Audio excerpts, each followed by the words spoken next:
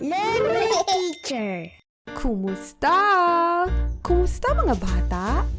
Nandito muli si Teacher Tina. Oops! Teka lang, wala muna tayong aralin ngayon. Dahil 1,000 subscribers na tayo! Yay! Happy 1,000 subscribers sa ating lahat! Mga bata, pakisabi naman sa inyong mga magulang, kapamilya o tagapag-alaga sa lahat ng mga nag-subscribe at nanood sa ating mga learning videos na maraming salamat.